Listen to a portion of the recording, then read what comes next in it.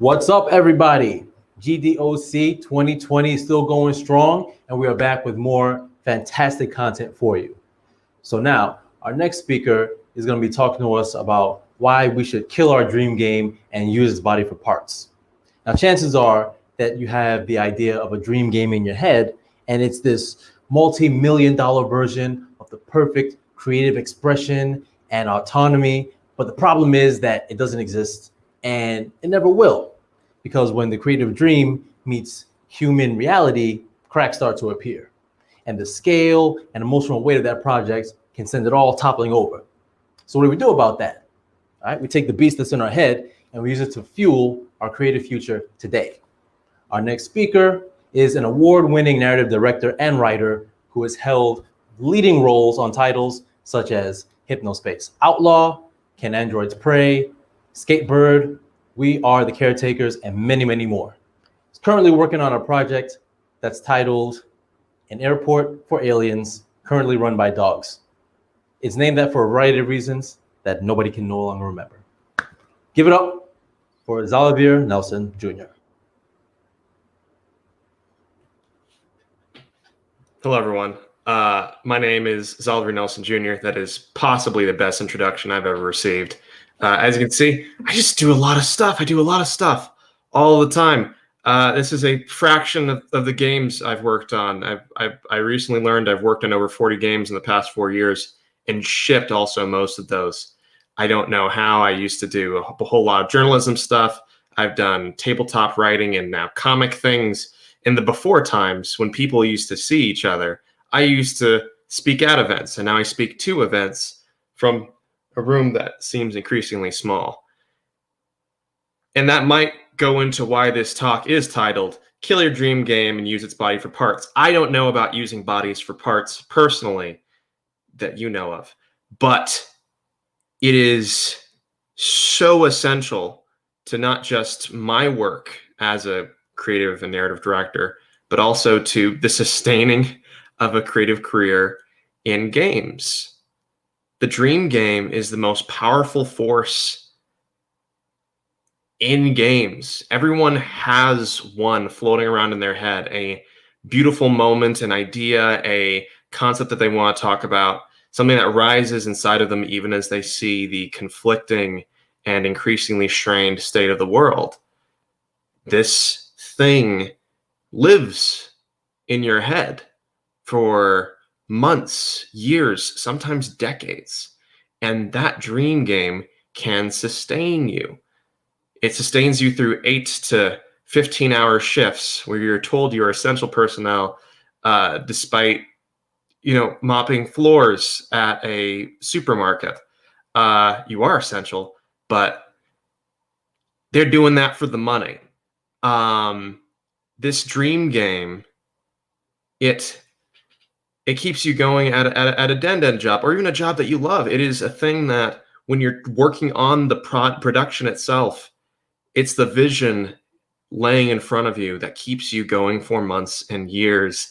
And the bad nights of non-working code and broken assets and broken UI, and the fear that what you hope to see come true never will. It can save you, but it can also destroy you. And the reason why the dream game is both so powerful and so insidious is because for most people, the dream game is not actually a single idea.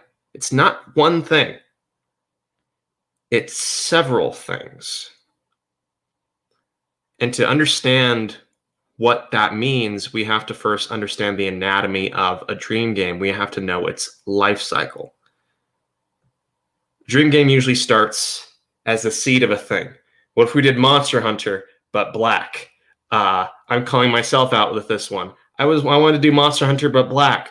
And you fight trains in the desert. And I was like, man, I got an image of a black dude from like in a Western garb shooting a train with a bullet and then harvesting its train meat. And I was like, wow, that's absurd. And that sounds and looks really cool. And that imagery stuck in me. But then it started to roll down the hill. it picked up more and more layers. Your dream game of like, what if Sailor Moon but black? What if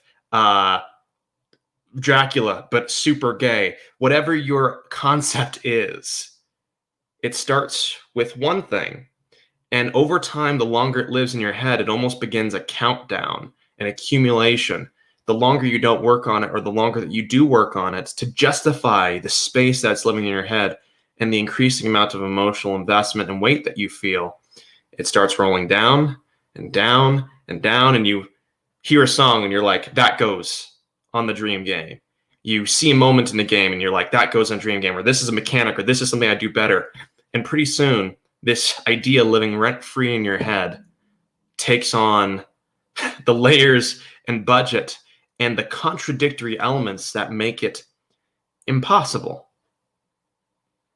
Over time, its point becomes not that it is one thing that you love or one thing that you want to see in the world, but that it has become the icon for everything you want to see in the world and can't bring into being.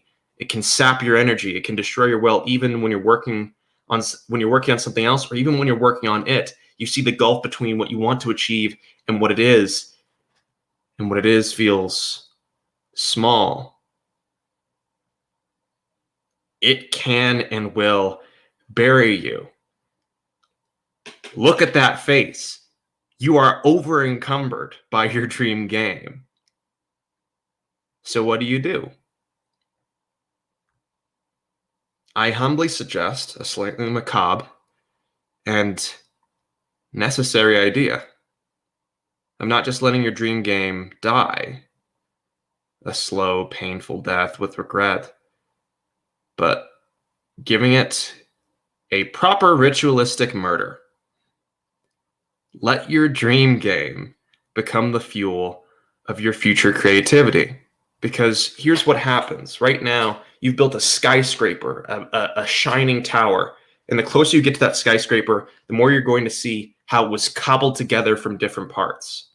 And if you let Monster Hunter but black, Dracula but gay, Sailor Moon but black, if you intentionally let that die, if you intentionally say, this is not something I am ever going to bring into being, it's something I'm going to use as the toolbox for my future creative achievements, you're going to pull more and more layers from that skyscraper.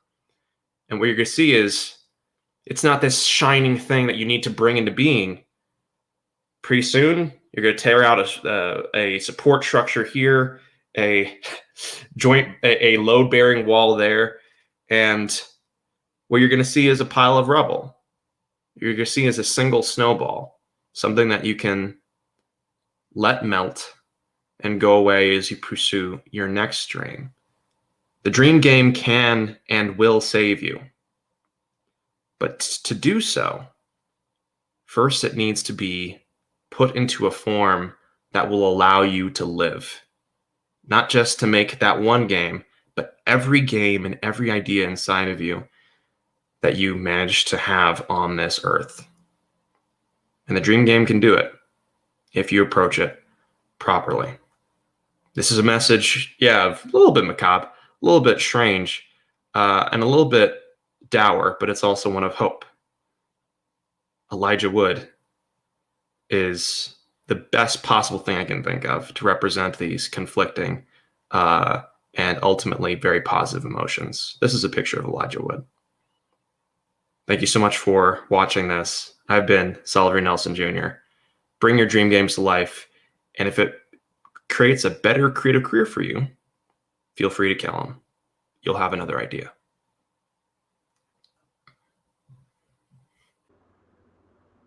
All right, that was Kill Your Dream Game and Use Its Body for Parts. Thank you so much, Xalavier. That was really, really useful information.